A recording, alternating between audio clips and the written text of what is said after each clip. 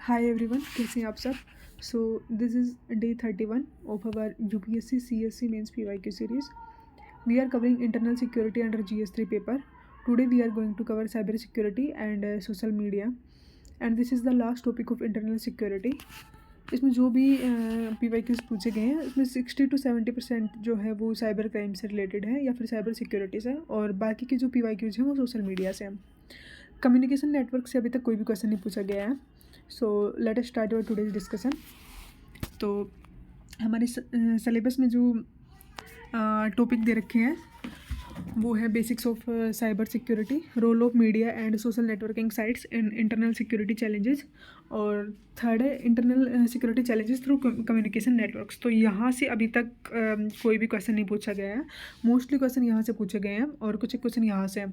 तो मैंने इसको 2 पार्ट्स में डिवाइड किया है. पहला पार्ट जो है वो आपके साइबर सिक्योरिटी और साइबर क्राइम से रिलेटेड है. तो यहाँ पे जो क्वेश्चन पूछे हैं उनका थीम है कि साइबर सिक्योरिटी के क्या एलिमेंट हैं, क्या चैलेंजेस हैं साइबर सिक्योरिटी को, साइबर क्राइम्स की क्या क्या टाइप हैं, इंडिया के क्या मेजर्स हैं. तो सबसे पहले इन्हीं को डिस्कस करते हैं कि एलिमेंट्स क्या क्या हैं नेशनल सिक्योरिटी के. सॉरी, यहाँ पे साइबर सिक्योरिटी आएगा, ये ठीक कर लेना आप. साइबर सिक्योरिटी जो है उसको क्या क्या क्या एलिमेंट्स हैं. तो सबसे पहला है नेटवर्क सिक्योरिटी का.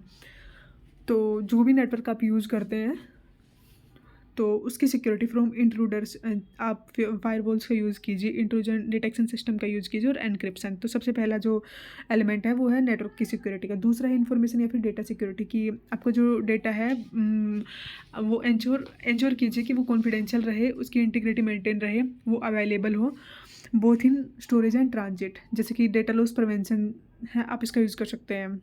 इसका एक एग्जांपल है, सॉरी, एप्लीकेशन सिक्योरिटी मींस जो भी आप ऐप यूज़ कर रहे हो तो सेफ गार्ड कीजिए सॉफ्टवेयर और apps from vulnerabilities through secure coding, patching, testing, इनके थ्रू.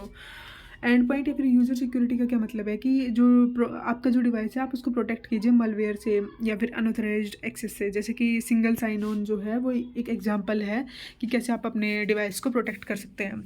और लास्ट है डिजास्टर रिकवरी की. इन केस आपका जो डेटा है अगर उस पर अटैक हो भी जाता है तो आप इंश्योर कीजिए कि उसका कैसे क्विक रिस्टोरेशन हो सकता है after cyber incident on disruptions. तो ये कुछ एलिमेंट्स हैं. चैलेंजेस क्या क्या हैं साइबर सिक्योरिटी में. तो सबसे पहला है कि फेडरल चैलेंजेस या फिर नेशनल लेवल पे क्या क्या चैलेंजेस आते हैं. तो आप ये देखोगे कि जो साइबर सिक्योरिटी है वो 7th शेड्यूल के जो रेजुडरी सब्जेक्ट है उसमें है. तो कोऑर्डिनेशन का लैक रहता है बिटवीन सेंटर एंड स्टेट्स क्योंकि फ्रेगमेंटेड ज्यूरिस्डिक्शन है. दूसरा है कि जो स्टेट कैपेसिटीज़ वो है वो अनइवन है, जिससे कि जो रिस्पॉन्स है उसमें गैप आता है.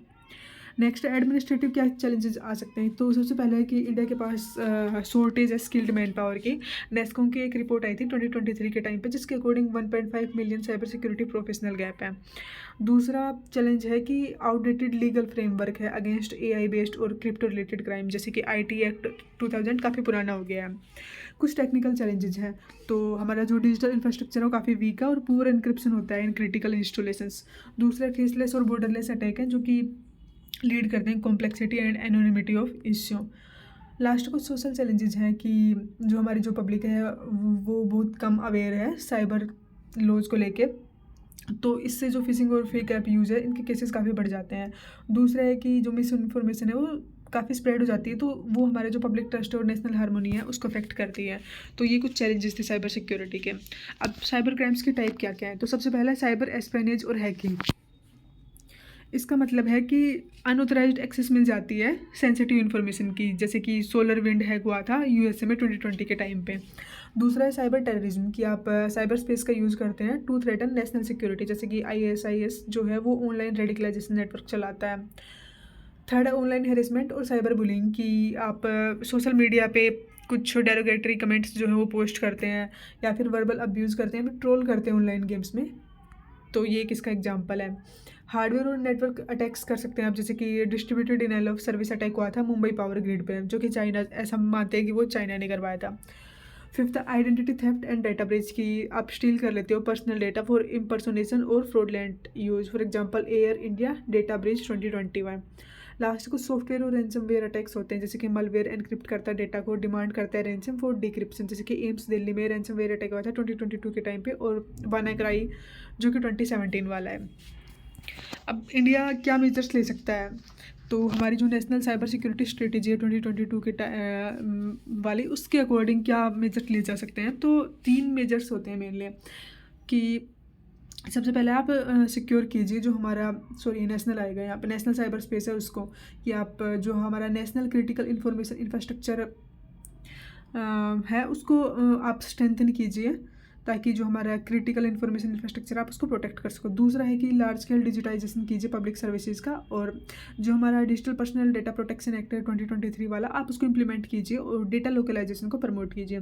दूसरा, आप स्ट्रेंथन कीजिए जो भी हमारे स्ट्रक्चर है, पीपल है, प्रोसेस है और कैपेबिलिटीज़ है, आपको उनको स्ट्रेंथन करना पड़ेगा। उसके लिए आप क्या कर सकते हैं, डेडिकेटेड साइबर क्राइम यूनिट्स बना सकते हैं और फोरेंसिक लैब्स बना सकते हैं।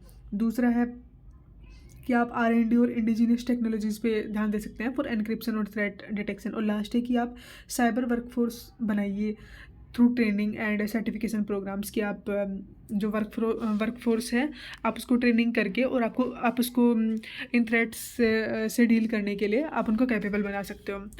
लास्ट है हमारा, अब यहाँ पे था हमारा सिक्योर, स्ट्रेंथन और सिनर्जाइज मीन्स कोऑपरेट कीजिए आप और कोलैबोरेट कीजिए। सबसे पहले आप इंटीग्रेट कीजिए जो हमारा सर्टिन है और जितने भी हमारे ऑर्गेनाइजेशंस हैं इनको इंटीग्रेट कीजिए for real time threat intelligence sharing के लिए। दूसरा, आप कोलैबोरेट कीजिए इंडस्ट्री और एकेडमिया के साथ, ताकि इनोवेशन अच्छे से हो, उसके साइमुलेशन एक्सरसाइज हो और अर्ली वार्निंग सिस्टम्स।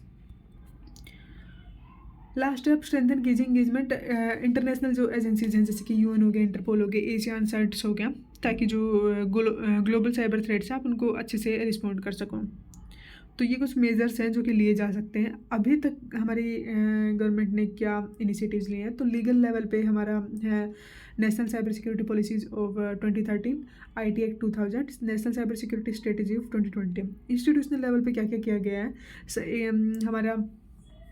हमारी गवर्नमेंट ने सर्टेन प्रोग्राम इंप्लीमेंट किया था, कि Indian computer emergency response team, national technical research organisation है, national critical information infrastructure protection centre है, Indian cyber crime coordination centre है। कुछ स्टेट लेड इनिशिएटिव हैं, जैसे कि साइबर डोम प्रोजेक्ट हो गया, केरला साइबर सिक्योरिटी सेंटर हो गया, साइबराबाद सिक्योरिटी काउंसिल हो गया, और अदर कुछ इनिशिएटिव्स हैं उनमें है कि साइबर सिक्योरिटी भारत इनिशिएटिव और डिजिटल इंडिया इनिशिएटिव्स। तो ये कुछ है इनिशिएटिव्स हैं जो कि हमारी गवर्नमेंट ऑलरेडी ले चुकी है साइबर सिक्योरिटी को लेकर। तो साइबर सिक्योरिटी और साइबर क्राइम्स वाला टॉपिक यहीं पे एंड होता है। अब हम आते हैं सोशल मीडिया पे। तो सोशल मीडिया पे जो क्वेश्चन पूछे गए हैं उनका थीम है कि क्या चैलेंजेस हैं सोशल मीडिया के, इनके लिए क्या मेजर्स ले सकते हैं और क्या वे फॉरवर्ड है। तो देखिए, जो इनके जो मेजर्स और वे फॉरवर्ड हैं वो आप यही लिख सकते हैं जो हमारे साइबर वाले से रिलेटेड है। जो मेजर्स हैं आप उनमें ये लिख सकते हो, और अगर आएगा तो आप इनमें से मीन्स मेजर्स और वे फॉरवर्ड साथ में नहीं आएगा तो आप ऑब्वियसली यहीं से उसके पॉइंट्स लिख सकते हैं आप, जो उसके जो चैलेंजेस हैं कि उसके यूजेज से क्या चैलेंजेस क्रिएट हो सकते हैं, तो वो हम देखते हैं। तो सबसे पहले कि सोशल मीडिया से ऑनलाइन रेडिकलाइजेशन हो सकता है, कि जो एक्सट्रीमिस्ट ग्रुप हैं जैसे कि IS और अदर जो टेररिस्ट ग्रुप्स हैं वो इसके थ्रू ऑनलाइन रेडिकलाइज कर सकते हैं यूथ को।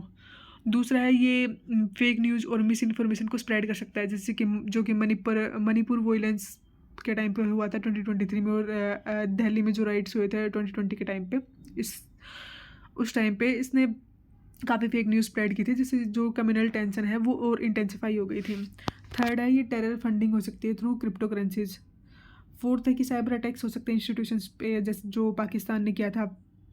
पाकिस्तान बेस्ड कुछ हैकर्स थे, उन्होंने इंडियन गवर्नमेंट को डिफेस किया था, और जो हमारे डिफेंस वेबसाइट्स हैं उनको, पुलवामा अटैक के बाद। फिफ्थ है मोबिलाइजेशन एंड कोऑर्डिनेशन, की जो व्हाट्सएप और एनक्रिप्टेड ऐप्स हैं उनका यूज़ किया जाता है to plan protest and rights anonymously. और लास्ट है कुछ साइकोलॉजिकल वारफेयर, कि आप सोशल मीडिया कैंपेन चलाते हो और फिर एंटी नेशनल जो नैरेटिव्स हैं उनको स्प्रेड करते हो और हेट प्रोपोगेंडा को स्प्रेड करते हो। तो ये कुछ चैलेंजेस हैं। इसकी जो मेजर्स और वे फॉरवर्ड मैं आपको ऑलरेडी बता चुकी हूँ कि आप यहाँ से लिख सकते हो। तो यहाँ पे ये वाला टॉपिक एंड होता है, ये हमारा लास्ट टॉपिक था, और इसके साथ ही हमारा इंटरनल सिक्योरिटी ख़त्म हो जाता है। इसके बाद हम देखते हैं कि हमें मीन्स चूँकि हमारा डिजास्टर मैनेजमेंट भी कंप्लीट हो चुका है और एग्रीकल्चर भी कंप्लीट हो चुका है। तो अभी देखते हैं कि हम नेक्स्ट टॉपिक कौन सा स्टार्ट करेंगे। जल्दी आपको उसकी वीडियो मिल जाएगी। Thank you so much.